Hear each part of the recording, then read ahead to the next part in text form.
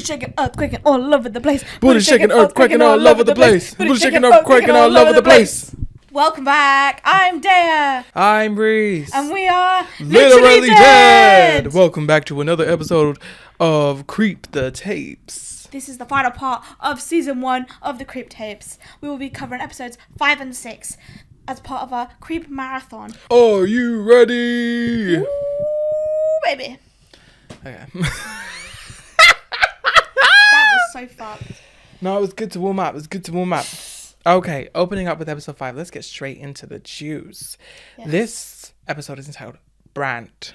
Brant. But Brant is pretty irrelevant. Yeah. The camera is being held by someone walking around a motel room, singing and whistling. Damn. And they singing about what they're doing. Yeah. They're like, put an axe in the shower, leave Yeah. it there, ready for later. And you can tell immediately, well, almost immediately, that it's the creep doing this. Yeah. He's leaving a rope and an axe in the shower. He's got a spare axe under the bed. He's That ready. might go into someone's head, is what he sings. Ooh. And he's getting ready. He talks to the camera. Very excitedly. Can I just say already, just establish this episode is going to be a lot behind the mind of the creep. Yeah, it's very weird. It's cool. Already we're noticing that we're starting from his perspective and not from one of his killers, which is which is where we always end up, is starting with the victim. We're starting with him and seeing him prepare for this kill. It's one of the first times we've actually seen him prepare a kill. Very interesting. Yep. The joy, the excitement. Like he sounds like me when I'm getting ready to like start like a new season of like a show I love. Yeah. And I get like a large pizza to myself and like a heavy blanket when nobody's at home. Yeah. And you've got your movie or your show and you've ordered your takeaway and you're like, got my takeaway, got my wine, got my blanket, got my jammies on, got my jammies on. That's the energy, but he's like preparing to kill someone. Love it. Yeah. Love the energy. And then he talks to the camera like a vlog. He's like, I'm getting ready for my first solo project. And then behind him, the bag moves. There's a body bag behind him and it moves. And I'm thinking, oh, he's already caught someone. Yeah, he's killed someone and like he's not fully killed them. They're still wriggling around in there. But apparently not. Yeah, but he's monologuing about like you said, like being excited to do it on his own. It just keeps moving. So eventually he goes over to the body bag. And he opens it. And all that's in there is the peach fuzz mask. No body, no one wearing it. Just the mask. And he starts talking to it as if it's talking back to him. We can't hear it. He's like, you can't come. Like, you're not allowed to join me. Like, this is my thing. You said, like, I'm doing this on my own. And so then you realise, oh, solo project means no peach fuzz.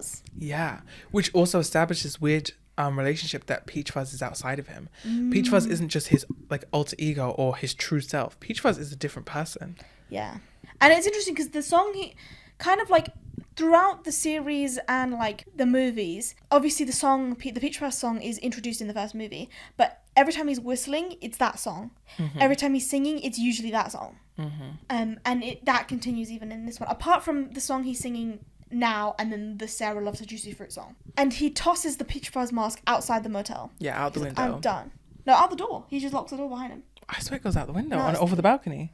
No, because it's on like it's a raised walkway he's on. Oh, okay. You know, like an outdoor corridor essentially. The point is that thing is gone. That thing is gone. Yeah, and then he's getting ready for his kill, and then there's a knock at the door.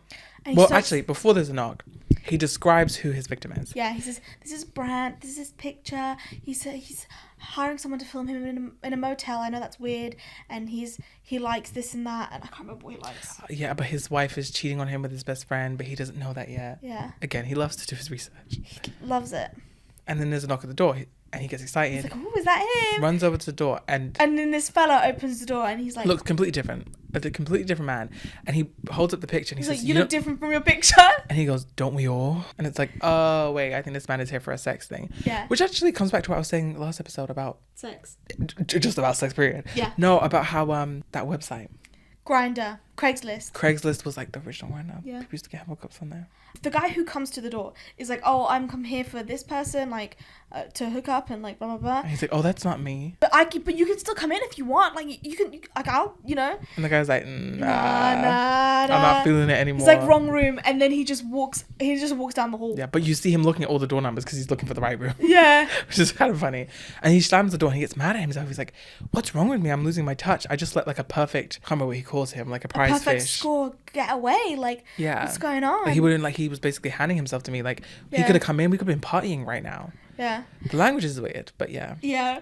And Again, very homoerotic. and he's like, oh, but Brand's only a little late. Like, it's fine. It's totally fine. Like, you know. But I say just about the homoerotic thing. Yeah. The fact that like this guy clearly came for a hookup. He's like, we could have been in here partying right now. Again, just adds to the homoerotic energy. Yeah. That he's like mad that like he missed out on a gay hookup. Like, I don't know. But yeah, like he says, Brand isn't that late. I'm sure he'll be here soon. Yeah. And then it cuts to him on his bed using the hotel phone to call Bran and leave him voice. He's like, hey, it's been an hour. Like, hey, like, has something happened? Like, I hope you're okay. like he's been stood up Are on the you date. coming? And then Again, homoerotic. But the thing is, as soon as he hangs up, he picks up the phone again and he calls him again. And he's like, look, if something bad hasn't happened to you, I'm going to be upset because you should be here right now. Yeah, it is not great to waste people's time like this. So funny. Yeah, he's again, this bit tells me that like he does actually have quite an ego, and it makes me recontextualize earlier episodes, like when he was with the bird watcher and he was acting as if he was really upset that he wasn't paying attention to him and he just cared about this bird. I'm like, maybe he really was upset there. Maybe he really was mad that like he had set up this elaborate ruse and the bird guy didn't give a damn. Maybe he would like genuinely personally hurt. It makes me recontextualize so much more, and it really goes to show like how human and egotistical he is. But it's interesting because he says this is his first solo project, but there was no Peach Fuzz in the bird watching episode, I don't think. That's true. But maybe those. But maybe this tape comes before that. Yeah, maybe this tape comes before those ones. But it's interesting to know where things are on the timeline again, because we don't know. Yeah. Yeah, there's a knock. He goes out, there's no one there. He keeps walking, and then he bumps into the mask. Brings it back to the room, right? Yeah, and then we see him sat on his bed with what seems to be a man and in a Peach Fuzz mask. Yeah, which has the same clothes as him, so we assume it's him. Yeah. But like almost like a mental image of another person wearing the Peach Fuzz mask. But he believes it's a Peach mask, and they're eating dinner together, and it's very much it's a tender moment. He's like, I got you your favorite, why aren't you eating it? I noticed you've not touched your pork. It's P.F. Chang's. Yeah. Peach Fuzz Chang's. Oh my god. P.F. Chang's your favorite. Peach Fuzz Chang? Peach Fuzz? No. Ugh. It's like, you know, like couples that piss each other off and then they're trying to, like, one of them's trying to make it work, but the other one's very clearly pissed off. It's giving that. Like, they're sitting cross-legged, like, facing each other.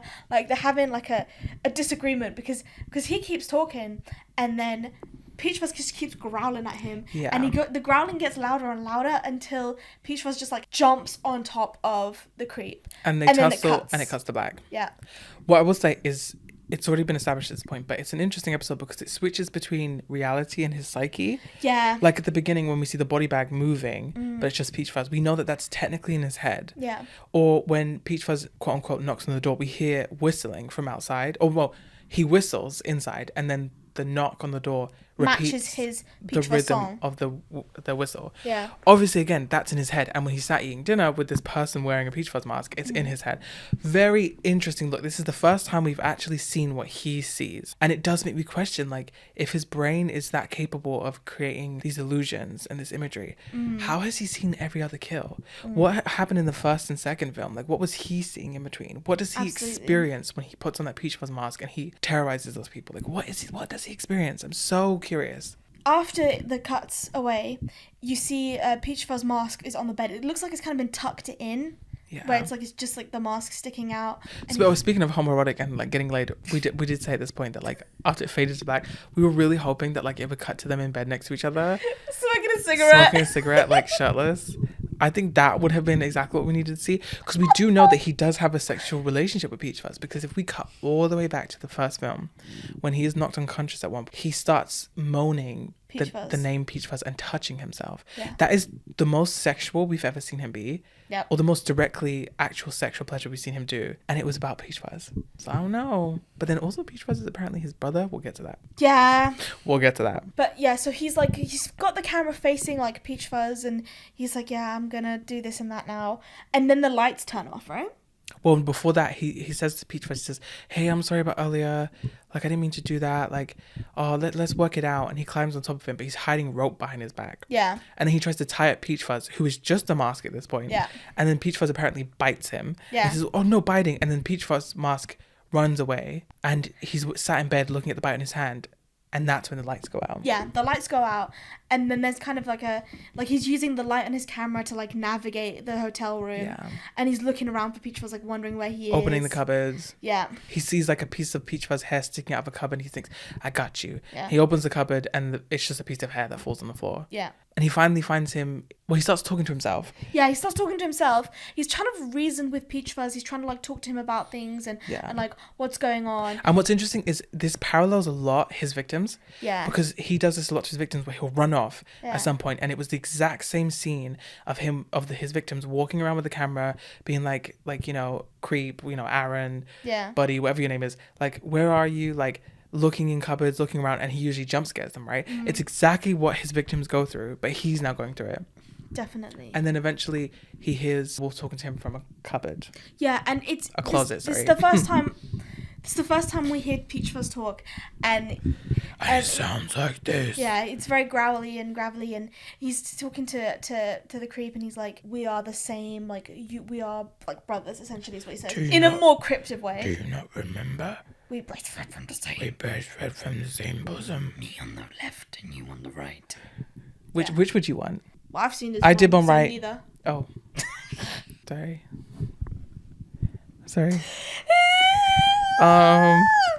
So anyway, they have this like moment where he's like, well, maybe I do need you, and he's like, we need each other, and then he goes, I'm locked in here, and he's like, what? And he's like, I locked myself in. And he's like, but there's no lock on the cupboard door. It's a cupboard. Like, he's like, come out the closet. Yeah, he's like, come out the closet. Which I'm like, come on, the homoeroticness, good. And he's like, no, I need you to let me out. And then he goes to, but then he says, I don't think I want to. I don't think I should. And he has this moment of doubt. And then the cupboard bursts open and these arms swing out holding an axe, but the blunt side, and it baps him on the head, fade to black. Yeah. And he wakes up naked in the bathtub, being waterboarded, his hands like tied above his head to the shower pole. Yeah. And he's like, okay, fine. This is how you want to do things? We'll do this thing this way. Fine. And he's like, chill for a minute. And then it's like, stop. Because he keeps turning the water on and off, like waterboarding. But he's just like wetting him a little. Yeah. Like, it's fine. You can last a little longer than that. Oh. And then the door, he's knocking on the door. Yeah. And it's like, what? So he immediately gets up. He's clearly not actually tired. Yeah, he tied himself up, clearly. Yeah. And so then he's like, wait a minute. Because then now we get Brant's perspective. Yeah, Brant actually turned up 3 hours late. He's filming the door and he's just like, oh. Because he was told to film. Yeah, and he was like, oh, I hope he's still like okay with this. I'm so sorry for being late, like blah, blah, blah. Yeah. And he's like, sorry, man, are you too tired? Or like, we can do this another time if you want. Like, and he's like, no, it's okay. I think we can get this in one perfect shot. Now, on 3, open the door. And he counts to 3. He opens the door. And there is the creep with a Peach Fuzz mask on. And a bathrobe. And he has the axe over his head. And he throws the axe right at Brant's face. And it fades back, implied that he's killed. That was one of the quickest kills we've ever seen. It was cool, though. It was very cool. Yeah. But it was just like, again, this was the first episode of really cutting behind the mask, should we say, or the curtain. Yeah. We saw that not only does he have a weird, like, more homoerotic relationship with Peach Fuzz, that he's deeply unwell and that his mind has the ability to create things that aren't there, that he has a weird relationship with this Wolfie character, this alter ego. Yeah. But also we see him wing the kill. So, again, he seems like such a mastermind sometimes that we question how much of it is winging it, how much of it is pre-planned, how much of it is truth and honesty, how much of it is manipulation, how much of it is his ego genuinely being hurt, and how much of it is, emotional abuse. We don't never know. But this show, like, he does wing. Yeah. He does. He's very capable of improvising. Yeah. And he does get hurt when things don't go his way. Yeah. So we learned so much from this episode. I really did like it. Yeah. This might be my favorite episode from the whole series. I can see that. That's yeah. It might be mine too. But we learn a lot about him in this episode, but we learn even more about him in the next episode, which is titled Mama and Albert in brackets. In brackets. It's important that's in brackets. Yeah. Brexit? In Brexit. Brexit! I'm getting being on black strikes. No. This episode starts in a way that's very different to every other episode, but more similar to the last episode, where it starts with the creep in his car. Mm-hmm. And he is going on about how he just recently rewatched Forrest Gump. Oh, I forgot He's about having this a lot of feelings about like the scene with Forrest Gump's mother. He's making him think about his own mother. Yeah. And while he's talking about this, there's banging in the back of his car. So he stops at one point, turns the camera so we can see him, goes into the boot, lifts the boot up, and you hear him like stabbing and someone screaming. And then he closes the boot and he's got blood in his face. He says, "What was I saying?" Then we cut to him nighttime, outside of a house, very large looking house. The lights are on inside and there seems to be a woman alone, dressed quite fancily. Yeah. And she seems to be shining silverware or something, and he's stalking her, and we can see he's holding a knife. He goes all the way around the house to the front door. We see him reach for the door, but the woman seems to be gone from the inside of the house. He can't find her. And then he gets fucking Uno reversed because she jump scares him. Yeah, the exact same way that he does all the time in the series, all the time in the movies to his victims. Yeah. His classic jump scare, she now does to him. She also has a weird costume on. It's like a cape and like a weird thing she's wearing on her face. I didn't remember that. Yeah, it was like a paper thing on her face. It was quite dark, so I wouldn't be surprised. It's hard to see. She enjoys it just as much as him, apparently, the jump scaring Although thing. he didn't seem to enjoy being jump scared. No, apparently not. He gets knocked on his ass. But then she takes him inside. She takes the camera as well. Yeah, and he's like, "Oh, it's my camera." She says, "Well, I gave it to you." And he says, "Well, it's practically mine now." Yeah. She's like, I've been filming you since before you could walk or whatever. And she's filming him this whole time, and he looks grumpy, and he just stops talking at one point, and she tries to feed him a cracker, and she just like smushes it on his face. Yeah. And she's like, "Open sesame." And he's not having it. Which at this point it's very clear this is his mum. I mean, if the title of the episode didn't give it away, the Open Sesame did. He's not having it. Yeah, but already we're so intrigued, right? Yeah. Because we're thinking this is his mum. She did the jump scare like he does.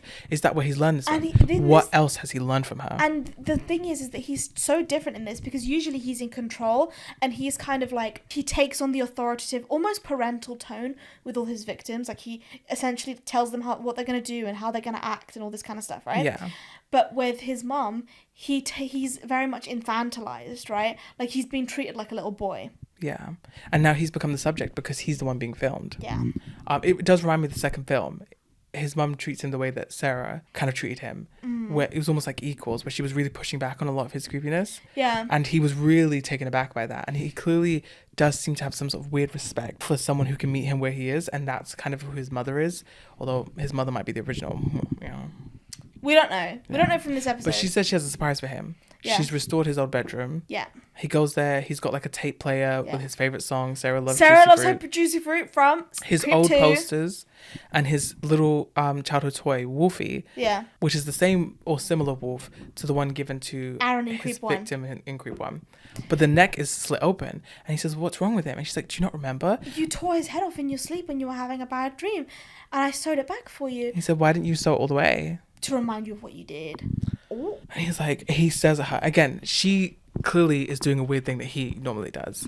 Like, she's already crossing these weird boundaries with him. She is passing judgment on him in a certain way that he does, like with like the bird bay and secretly knowing about Sarah's YouTube channel in the second film. Definitely.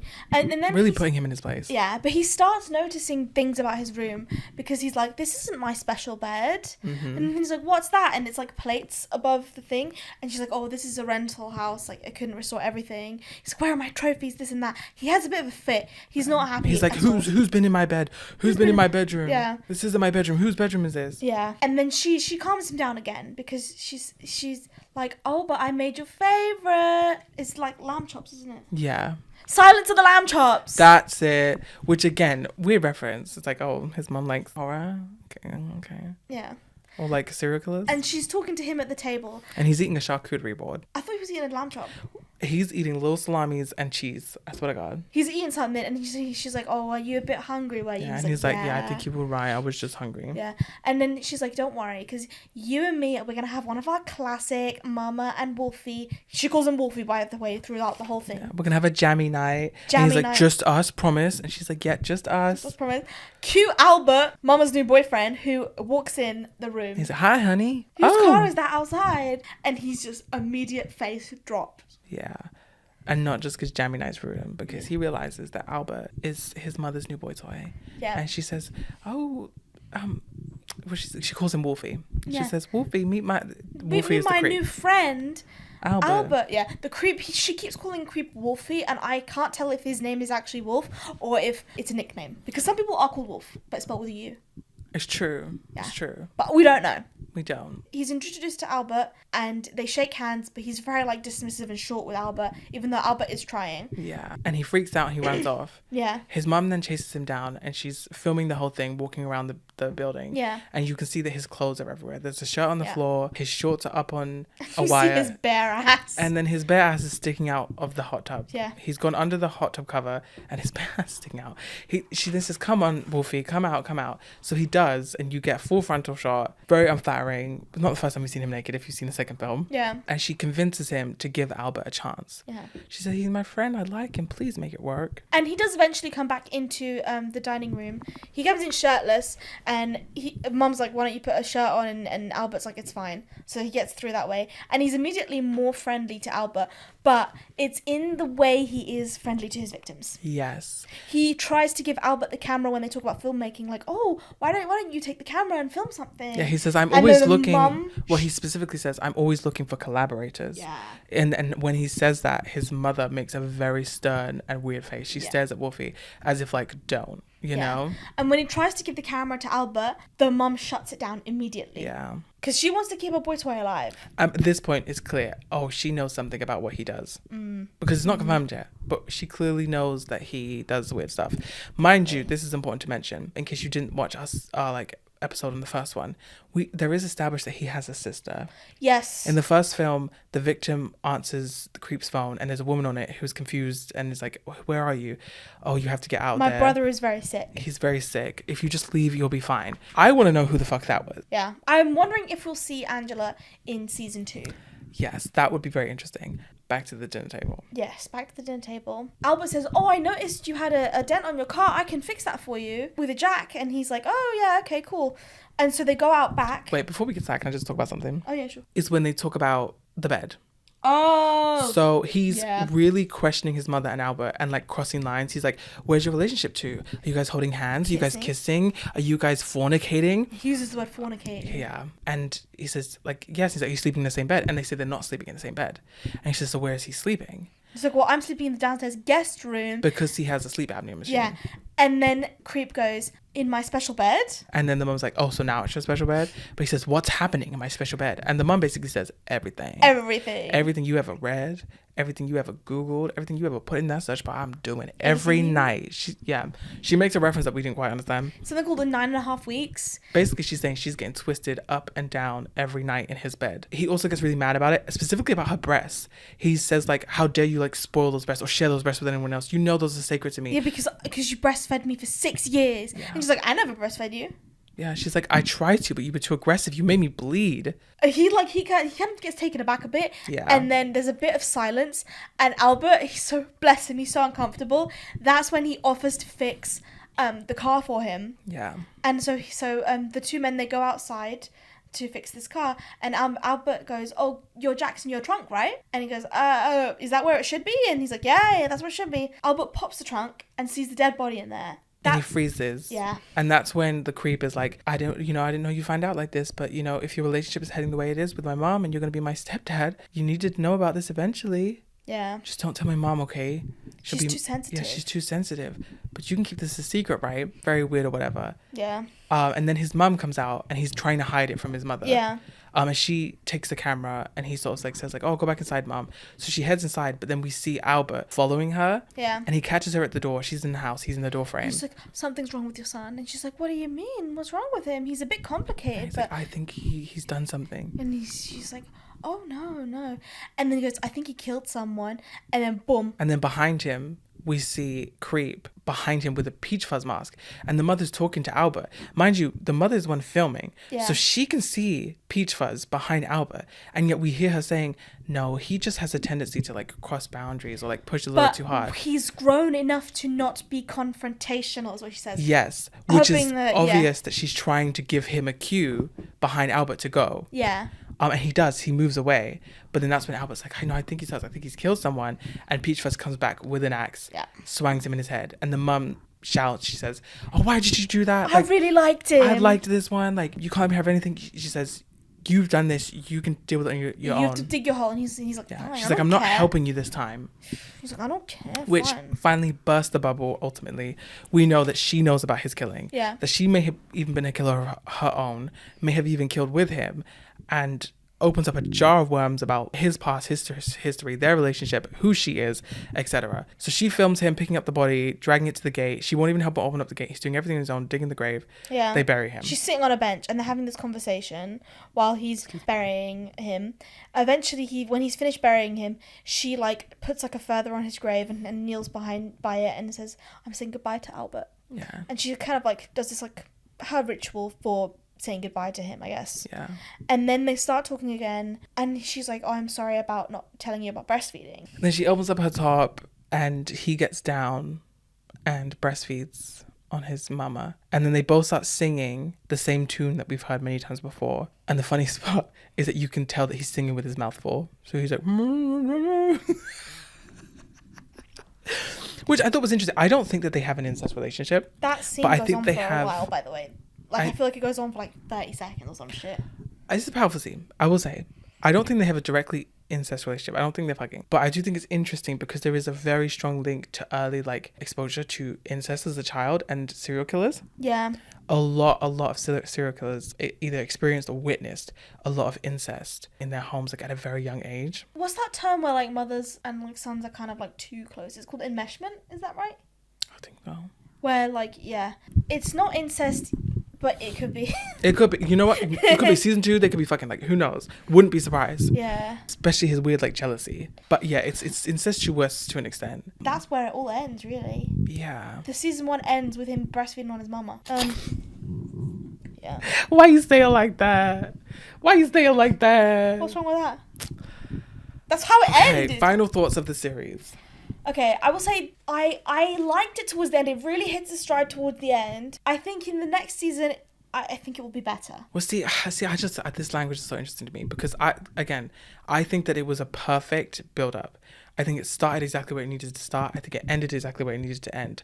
The second series is only going to be quote-unquote better because it won't need to do that. I guess so. I see the huge benefit, the necessity of the first few episodes and what they established and what they taught us about the character, the world that they built, the information that it gave, content. I see the necessity of the first few episodes. I do.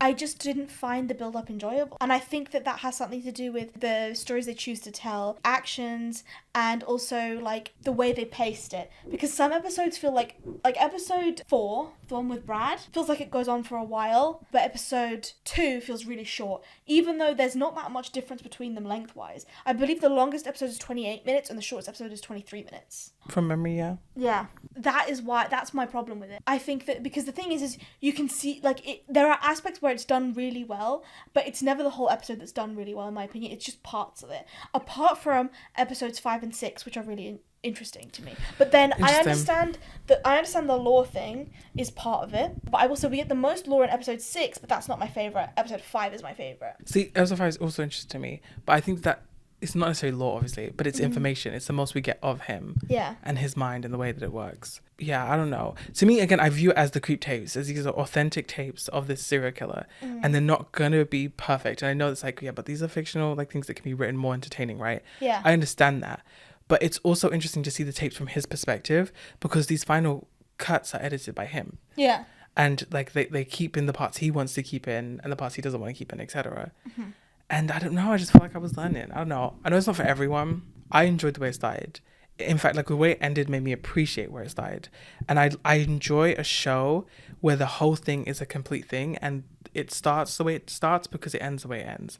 And not just like a show that like every episode is its sort of own enjoyable thing, which is like great, don't get me wrong. Yeah. But I love like a piece of art where it's like it's a complete image and they're taking advantage of the fact that it's a show and that the episodes build up to something. And I don't know. I personally appreciate that.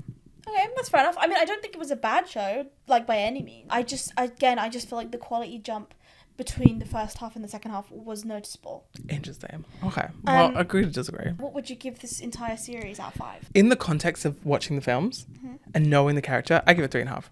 Okay. I give it 3. But I liked it. And I'm looking forward to season 2. if they decide to make it. I know that they made season 1 independently, and that season 2 was picked up by Shudder, and I don't know how having a studio behind you will affect the end product. I mean, we'll have to see, and we'll obviously cover it eventually. Absolutely. But I hope you guys enjoyed the episode. Thank you for watching. Yeah, if you've seen them, please let us know your thoughts. What was your favourite Creep Tapes episode? Yeah. Do you like the Creep series? Are you looking forward to season 2? Yeah. But yeah. Is there any other horror TV show you want us to cover? Yeah. I love a horror TV show. Yeah, and we've not really touched this. Is like our first Yeah. horror TV show we've actually like series that we've touched on. This is fun. So what else do you want us to do? Maybe we can do longer form episodes on like actual series. Yeah. Yeah, but thank you guys for watching. You can find us wherever you find your podcasts. Like and subscribe. Socials should be linked somewhere. Tell all your friends. Comment below. Bye. Bye.